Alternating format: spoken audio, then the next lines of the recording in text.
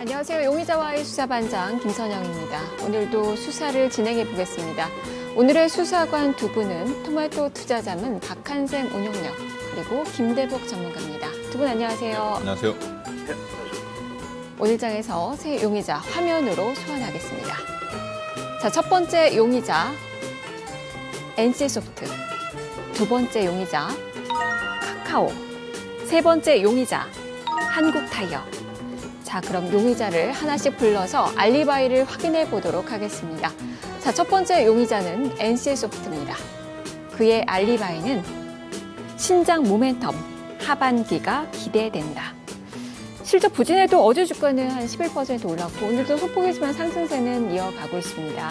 신장 모멘텀, 하반기가 기대된다. 바로 이 알리바이 덕분에 주가는 상승하고 있는데 이 알리바이 어떻게 진실로 봐야 될까요? 신작 모멘텀이라고 했는데 이게 사실은 이제 예측이거든요. 그러다 보니까 이거 알리바이는 이제 증거인데 네. 신작 모멘텀은 내가 앞으로 신작이 나오는데 기로드 2라든가 네. 좋아질 거다 이렇게 이야기를 했어요. 그래서 약간은 이 알리바이가 좀 의심이 되기는 합니다. 원래 의심을 하고 봐야 되겠죠. 네. 그렇지만 하반기가 기대된다.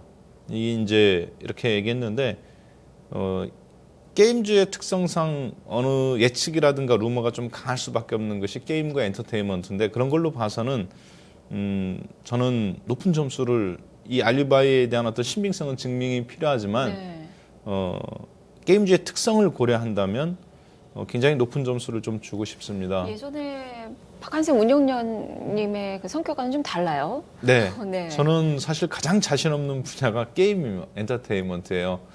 네, 좀 단단한 주식이라고 그러죠. 잘 모르기도 하거니와 그리고 그 수익 구조를 봤을 때 리스크가 굉장히 높아 보이기 때문에 그렇습니다. 그런데 NC소프트는 그런 면에서 저는 석방하도록 하겠습니다. 네. 왜냐하면 증거 하나씩 좀 제시해 주세요. 네, 그 증거는 이제 이번 연도에 처음으로 분기 수익성이 1,000억 원을 돌파할 걸로 보여집니다.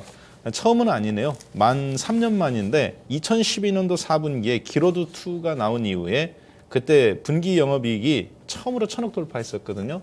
근데 이제 이번 연도 4분기, 2015년도 4분기 만 3년 만에 다시 그러니까 두 번째죠. 첫 번째 나온 이후 다시 이제 두 번째 분기 영업이익이 1,000억 4분기에 예상됩니다. 미리 지금 땡겨서 움직이는 거예요, 저 주식이.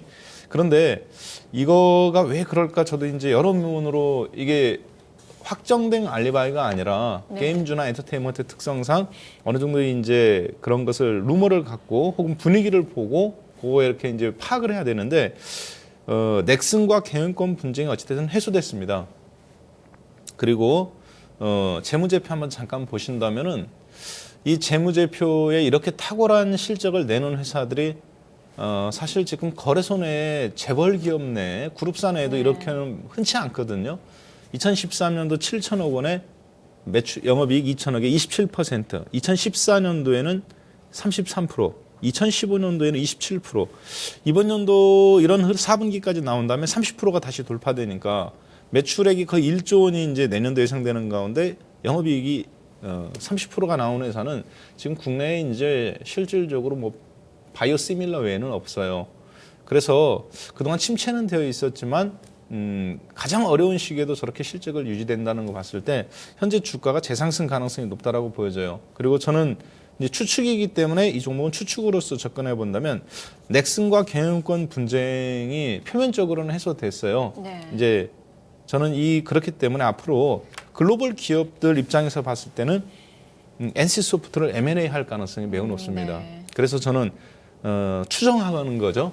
여러 가지 봤을 때. 주식시장에서 가장 좋아하는 게 또 M&A 예, 이슈예요. M&A 네. 재료에 노출되어 있다고 봅니다. 이 회사가. 그래서 거래량이라든가 급등하는 이유가 그렇게 좀 포커스를 놓고 잠재적으로 석방하도록 하겠습니다. 그만큼 주가 측면에서는 프리미엄을 많이 줄 수 있는 네, 그 맞습니다. 시너지 종목이다. 효과도 네. 높죠. SK텔레콤 이런 데서 봤을 때도. 네. 자, 그런 측면에서 석방 의견이 나왔는데요. 자, 그렇다면 김대복 전문가님, 주가는 지금 양봉 형성 후에 오늘은 윗꼬리가 좀 달려있는 그 구간입니다. 석방시켜도 될까요? 네, 일단 결론적으로 말씀드리면 저도 석방으로 분류하도록 하겠고요. 일단 지금 현재 제시했던 신장 모멘텀 하반기에 기대된다 이렇게 얘기했는데 하반기라는 표현보다는 연초에 기대가 된다 이렇게 표현이 좋겠죠. 일단 NC소프트는 사실은 연초에 신작 라인업을 가지고 있는 이런 상황입니다. 이미 이제 지난 10월 23일 날 길드워 확장팩을 내고 난 이후에 리니지 1을 준비하고 있는 이런 상황이죠. 그래서 리니지 1이 준비가 되면 리니지 1에서 매출이 굉장히 많이 늘어날 것이다. 이런 기대감이 있는 것입니다. 그래서 여기에 대한 기대감은 굉장히 있다. 이렇게 보겠고요. 역시 이제 게임 회사들은 우리나라 시장이 약간 포화 상태에 있기 때문에 중국이나 북미 쪽의 진출이 일단 기대가 굉장히 크다. 이렇게 보겠고요. 특히 지금 현재 한중국 FTA가 형성이 돼 있는 이런 상황인데 한중국 FTA의 핵심은 게임 분야에서는 결국은 이제 저작권 관리라고 봐야 돼요. 짝퉁이나 이런 것들을 조금 이제 중국에서 조금 커버해주는 이런 시장 흐름이라고 보면 시장 굉장히 좋은데 지금 NC소프트의 전략은 다른 게 아니죠. 기존의 온라인 IP를 모바일 IP로 그냥 승계하면서 매출을 기대하고 있기 때문에 이러한 가능성이 굉장히 높다 이렇게 보였고요. 마지막으로 기간의 매수세라고 볼 수가 있는데 이러한 여건으로 장대 양봉이 나왔다는 것은 시장이 실적에 대한 부담감을 컨센서스가 낮아 있는 상태이고 향후에 실적이 좋아진다는 걸로 해서 부분적으로 어저께는 쇼커버링이 나왔다 이렇게 보고 바닥권 탈출의 시그널이라고 이렇게 저는 보입니다. 먼저 신작에 대한 기대감보다 이제 중국의 진출에 대한 기대감인데 표를 보시면 우리나라는 약간 포화가 돼 있지만 중국 시장은 지금 현재 계속 개화되고 증가하고 있다 이렇게 봅니다. 특히 이제 온라인 부분 같은 경우는 2015년도에 약 1,530억 위안으로 증가될 것으로 보이고 모바일 같은 경우에도 지금 현재 544억 위안. 그래서 계속 이제 모바일이나 지금 현재 온라인이 계속 증가하고 있는 이런 상태이기 때문에 이쪽에 진출에 대한 기대감이 가장 크다 이렇게 볼 수가 있겠고요. 마지막으로 우리 국내 시장의 최근의 주가의 흐름들을 보면 최근에 이제 10월 들어서 지금 현재 장대 양봉이 낮는 이때 지금 현재 처음으로 11월 달 들어와서 장대 양봉이 났는데 그동안에 국내 기관들의 매수세가 상단 부분에 보면 매수가 계속 일간상으로 계속 연속적으로 이루고 외국인들도 매도가 지금 나오지 않고 있는 상태입니다. 그래서 이것은 지금 현재 NC소프트 같은 경우는 지금 7월 달 고점 이후에 가격이나 기간 조정을 모두 마친 이런 상황이기 때문에 당장은 오늘 시장에 악성 매물들 다 걷어먹고 있기 때문에 오늘 바로 뜨는 것보다도 지금 이 시장이 장대 양봉 이후에 약간 더 눌림목이 나오게 되면 위로의 변화가 나올 것이다. 이렇게 보였고 이거는 정성적으로 길게는 한 6개월 정도를 보고 매수의 관점에 접근하셔도 무방한 석방 의견 제시하도록 하겠습니다. 네, NC소프트 수사 결과 정리하겠습니다. 3분기 실적은 부진했습니다. 하지만 오히려 불확실성 제거로 시장에서는 판단을 하고 있습니다. 4분기 실적이 좋아질 것이란 기대가 있고요. 특히 신작 모멘텀에 많이 초점을 맞춰서 의견들이 제시가 되고 있습니다. 여기다가 중국 진출 관련돼서도 긍정적인 모멘텀으로 작용하고 있고 M&A 이슈도 부각될 가능성이 있다는 측면에서 주가의 상승을 점치는 그런 전문가들이 많습니다. 오늘 두 수사관도 의견 일치를 봤습니다. 기관도 이런 점에서 또 매수에 나서고 있다는 점도 긍정적이고요. 자, NC소프트 석방시키겠습니다.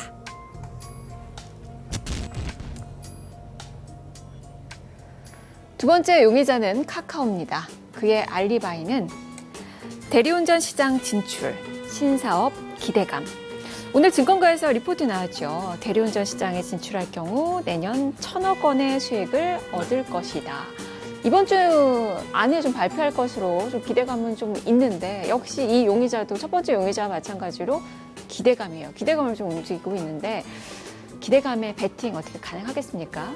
네, 신사업 기대감이에요. 미처 여기까지는 확인하지 못했는데 그렇지만 이건 거의 확정적이죠. 오늘 내일 발표를 바로 할 것 같아요. 그리고 맨 처음에 카카오 택시를 했을 때도 대리운전 사업을 당연히 진출할 거다. 이렇게 좀 판단을 했었고요. 그리고 이제 카카오 택시가 출범한 이후에 지금 벤츠 택시죠. 네. 벤츠 S2 300 시리즈 벤츠 중에서 중급 정도 되는데 일반 택시 가격의 한 2배 정도로 예약 서비스를 해서 지금 운행하고 있습니다. 서울 지역 같은 경우 뭐 굉장히 잘 되고 있는 걸로 알고 있어요. 그런데 그래서 카카오 블랙이라는 이름으로 하고 있죠. 그리고 그것도 성공적으로 지금 런칭이 됐다라고 보여져요. 그 다음에 대리운전 사업인데 저는 이 카카오톡 여러 면으로 봤을 때 카카오가 추구하는 어떤 이런 방식들에 굉장히 높은 점수를 좀 주고 싶습니다. 그래서 저는 이 지금 알리바이가 맞을 뿐만 아니라 시대를 선도하고 있다고 봐요. 그래서 석방 진행하겠습니다.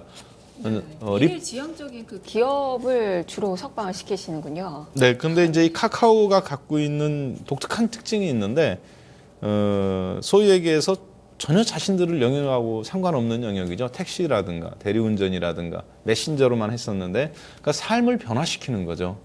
그렇기 때문에 저는 그 스마트폰이 갖고 있던 단순한 그 놀이에서 애들이 놀이하던 데서 지금 대한민국의 어떤 생활 패턴을 바꿔주는. 네. 그렇기 때문에 그런 부분에는 이런 먹거리는 쉽게 잠식당하지 않을 뿐만 아니라 쉽게 이 그 경쟁 상대가 나오기가 어렵습니다. 그리고 무엇보다 카카오를 연구하는 부분에 있어서는 카카오의 2대 주주인 텐센트, 중국의 지금 이제 최대 IT 기업 중에 하나죠. 카카오가 유지 비용이 없어가지고 서버 유지 비용이 없었어요. 그래서 돈이 없어갖고 근데 은행들도 아무도 안 빌려줬습니다. 그러니까 고사시키는 전략이었죠. 한국에서는. 그때 카카오를 도와준 기업이 중국의 텐센트입니다. 네. 720억 원 베팅해가면서 지분을 그때 이제 7% 확보했거든요. 지금은 이제 9.9%까지 늘어서 2대 주주입니다만 텐센트가 추구하는 걸로 보면 전 세계 5억 명이 이걸 지금 이용하고 있죠.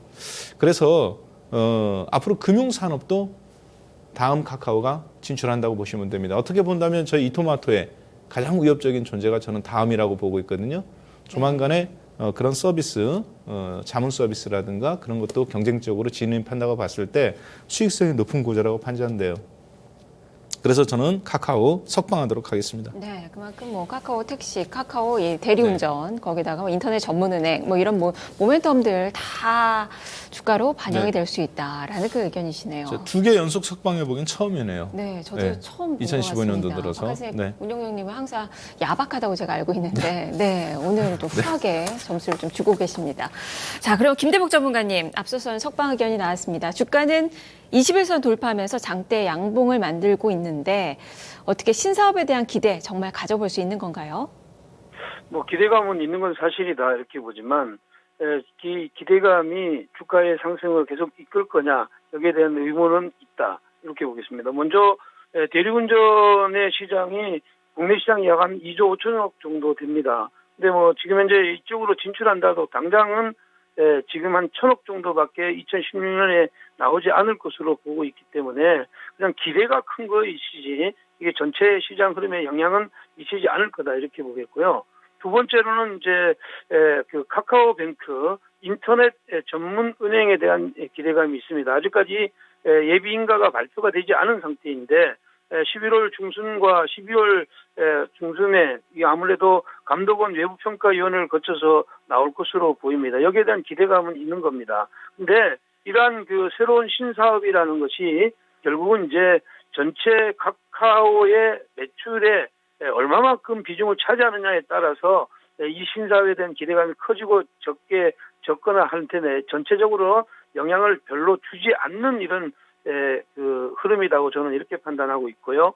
부진한 실적은 계속 지속되고 있다. 뭐 3분기에 매출액은 한 2,208억 정도에 영업이익이 126억이니까 영업이익은 YOY 기준으로 약 한 60%, 59% 정도 감소할 것으로 보이면 영업이익이 지금 이제 이 실적 발표가 되면 부담감이 분명히 나올 수 있는 종목입니다.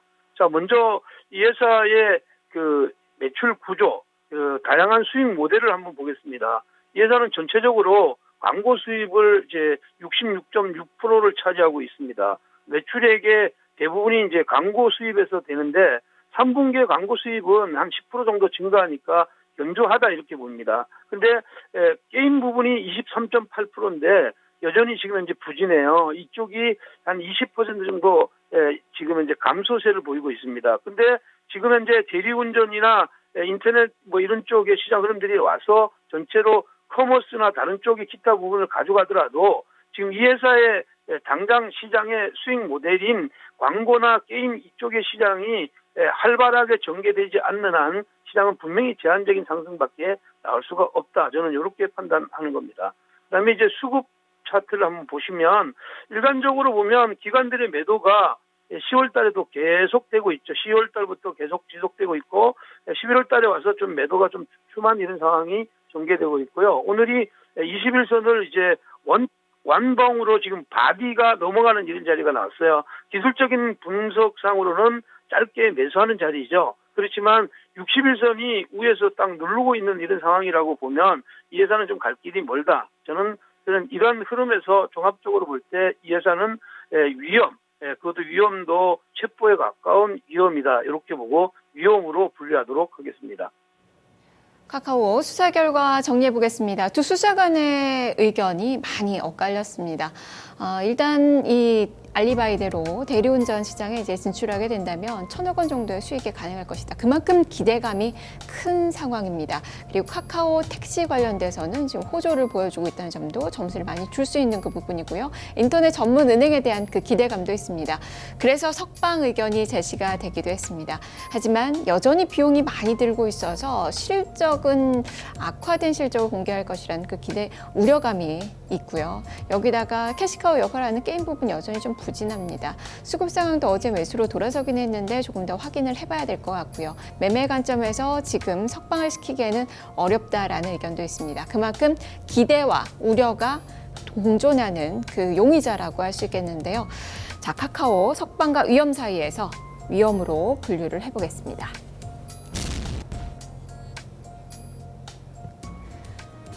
세 번째 용의자는 한국타이어입니다. 자, 그의 알리바이 확인해 보죠.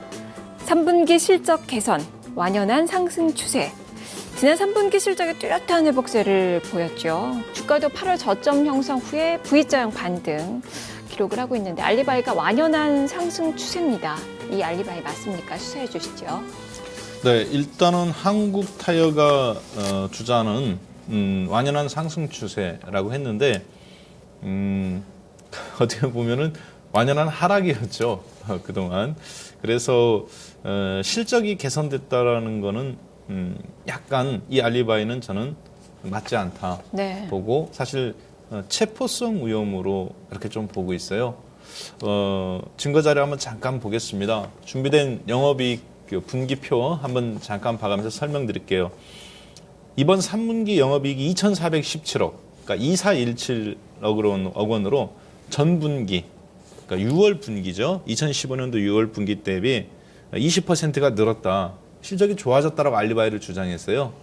그렇지만 3분기인 2015년도 9월 분기가 작년도 분기로 보면 2,759억 대비 이번 연도는 2,417억이니까 300억 오히려 빠졌죠. 네.